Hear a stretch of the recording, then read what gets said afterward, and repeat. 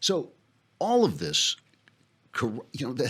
this madness, the left is bankrupt. They are morally bankrupt. And it turns out, and when we're talking about the Democratic Party, they were also actually bankrupt.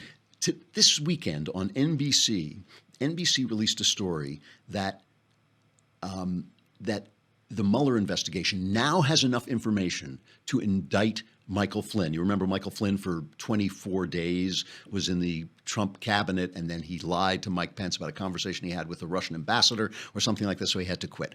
Okay, so now, first of all, this is an investigation. There's not supposed to be any leaks, right? NBC is basically an arm of the Democrat Party, right? It's MSNBC, it's NBC. It's run by everybody who runs it, everybody who owns it, all Democrats, all the time. These are the guys who covered up, basically, for Harvey Weinstein when the sexual scandal hit. They're all part of this whole thing.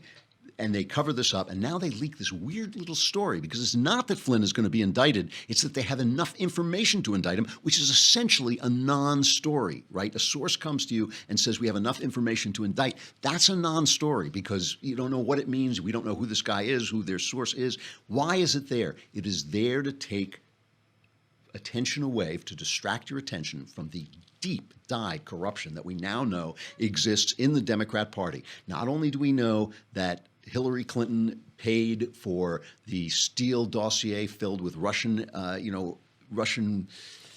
how can I put it, misinformation about Donald Trump. We don't know how much of it was misinformation, but it came directly from the Kremlin through the Steele dossier. Hillary Clinton paid for it. But now Donna Brazile, right, is that how you pronounce it? Brazil, yeah. The former head of the DNC says she came into the DNC and she promised that she would let Bernie Sanders know if they were working against him. And what she found was that Barack Obama had left the Democrat Party bankrupt. And so the Clinton people had come in and said, we'll bankroll the Democrat Party, basically, but essentially the Democrat Party becomes us. It becomes the Clinton campaign, and we will be in control of all the money. This is her story, Donna Brazile. So that means that essentially they were controlling all the money, and Bernie was screwed. I mean, it was everything he said was true, turns out to be true. So how does the media respond to this? Well, first, let's let Donna, now you remember Donna Brazile is the woman who was at CNN. She was a CNN commentator, and she was passing questions to the Clinton campaign. So she's a Clinton fan, she's a Clinton fan. But she goes on George Stephanopoulos. Listen to Stephanopoulos' question, former, I should say, current Democrat hack, Stephanopoulos on ABC and also ABC Newsman. Listen to the question he asked.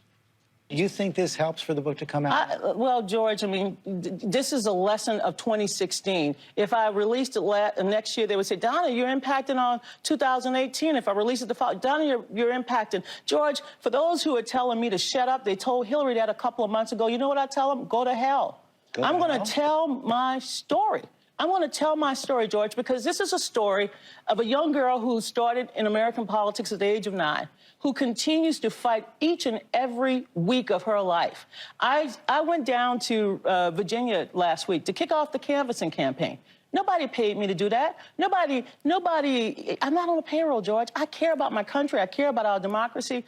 And I say go to hell because why am I supposed to be the only person that is unable to tell my story? So suddenly Donna Brazile is bad news. So Brian Stelter is on with Kellyanne Conway, and they're going back and forth. It was always entertaining. They're punching, they're like, it's like watching Rock'em Sock'em Robots. They just punch each other in the face. But Stelter is such a hack, and Kellyanne Conway has now got his number so that everything he says, she just lights him up. But listen to Stelter now. He's going after his former colleague. Yeah, here's the deal. The credibility crisis exists in the other party now. I just cannot believe the bombshell that Donna Brazile has launched, where she says that she was dealing with 3, quote, Titanic egos: President Obama, I stopped taking Donna Brazile seriously when she lied and when it was revealed that CNN fired her for giving debate questions to Hillary Clinton. I'm not here to ask you about Donna Brazile. Excuse me, I think that's very unkind to Donna Brazile.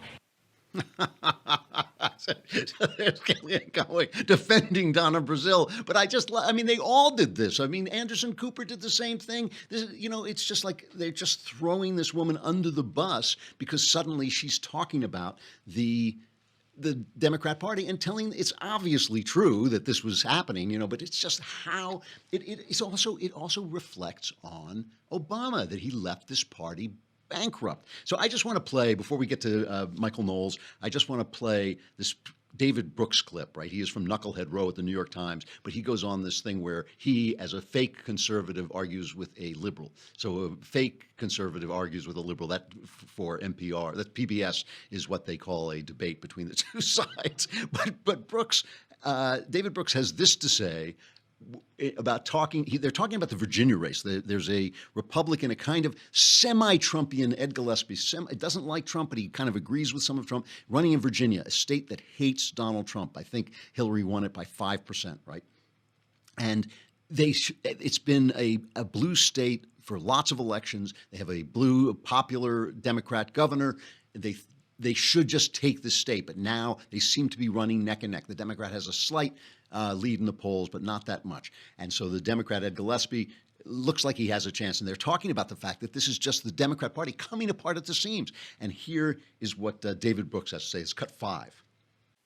President Trump now, David, is saying the Democratic Party should be investigated. The Clinton campaign should be investigated by the Justice Department, the FBI. Yeah, I don't know about that, but those of us who are trying to rebut populists like Trump have the disadvantage that our elites really do stink, and this is an example of that. Like it was sort of an open secret that the DNC was on Hillary Clinton's side. We saw it from the schedule of the debates all through the year. They didn't want to have them because they didn't want to give Sanders the platform. But this goes beyond what even I imagined was the level of collusion. I mean, it's a pretty sleazy economic takeover of a party apparatus against the bylaws of that apparatus. It's just not something a normal campaign that respects institutions and how things should work should do. So he's saying that the elites, he wants to defend the elites, but they stink. It's like, and when he says elites, let us be clear that he means Democrat elites. That is why Brooks has been swept away. Brooks, who had a kind of what would I call it, a visceral conservatism. He believed in sort of, being elegant and having class and kind of old conservative values. But he's been swept away by the elitism, which is all leftism and is all empty and corrupt.